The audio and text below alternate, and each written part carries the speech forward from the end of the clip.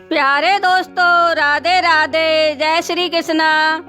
दोस्तों, आप सभी का मेरे चैनल ओम आस्था एंड भक्ति में हार्दिक स्वागत है और भगवान से प्रार्थना करती हूँ कि आप स्वस्थ होंगे, मस्त होंगे तथा भगवान की भक्ति में लीन होंगे। दोस्तों, आज के इस वीडियो में मैं तुम्हें उत्पन्ना एकादशी के बारे में बताने जा रही हूँ।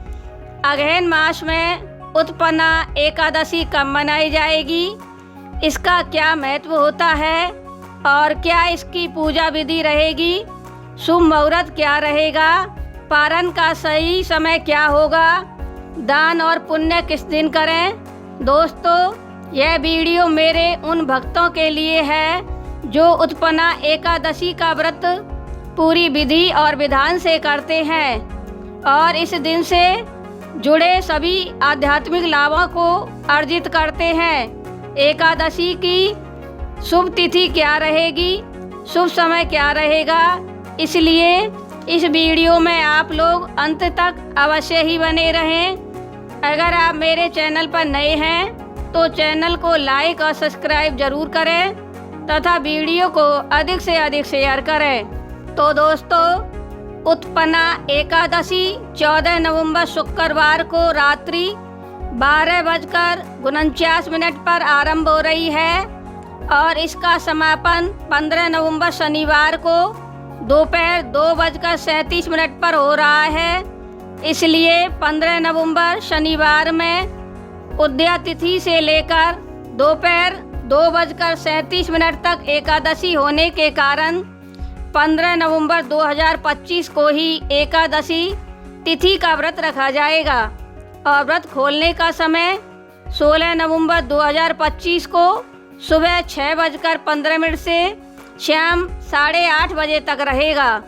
दोस्तों, व्रत में खोलने में इस बात का अवश्य ही ध्यान रखें कि व्रत खोलने का समय हरिवासर और सूर्यास्त के बाद का होना चाहिए।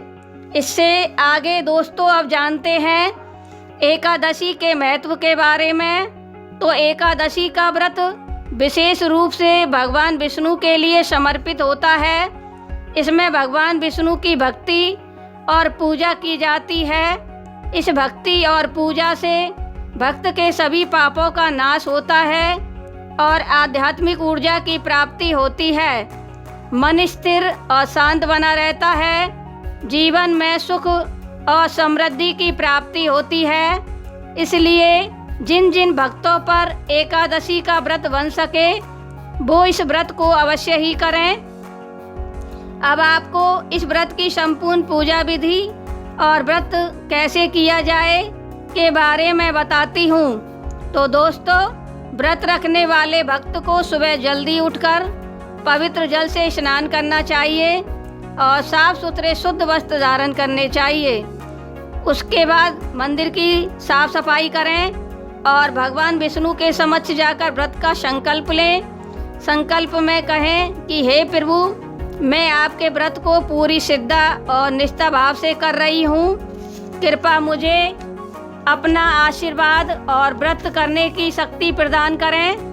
इसके बाद आप पूजा स्थल पर चौकी लगाएं, उस पर नया पीला वस्त्र बिछाएं और गंगा जल से भगवान विष्णु की प्रतिमा को स्नान कराकर चौकी विराजमान करें।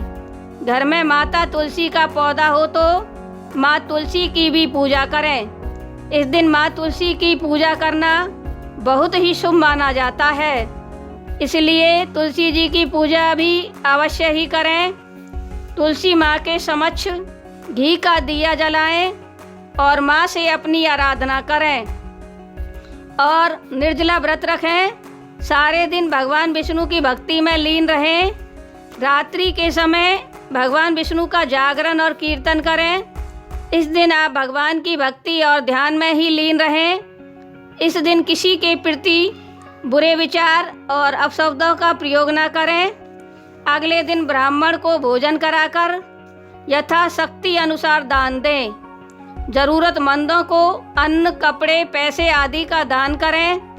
इससे आपको अच्छे पुण्य की प्राप्ति होगी। और सदा सदा के लिए आप पर भगवान विष्णु की कृपा बनी रहेगी।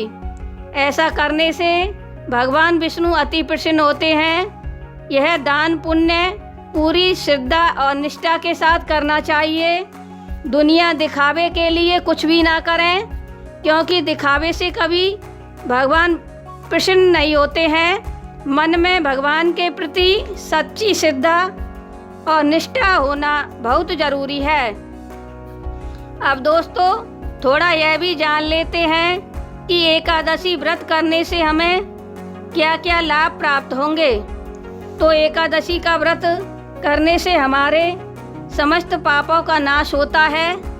जो भी भक्त इस दिन पूरी श्रद्धा और निष्ठा भाव से व्रत रखता है, उसके सभी पाप नष्ट हो जाते हैं और वैकुंठ के वास की प्राप्ति होती है।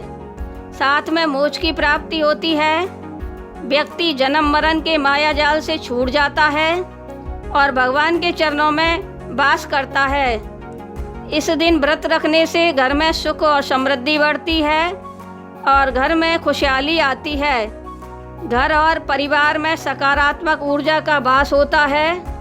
तो दोस्तों यह थी मेरी उत्पन्ना एकादशी की वीडियो। इसमें मैंने आपको सब कुछ बताने का प्रयत्न किया है। अगर आपको मेरा यह वीडियो पसंद आए तो चैनल को लाइक और सब्सक्राइब करें तथा वीडियो को अधिक से अधिक शेयर करें। बोलो विष्णु भगवान की जय, माता लक्ष्मी की जय। राधे राधे।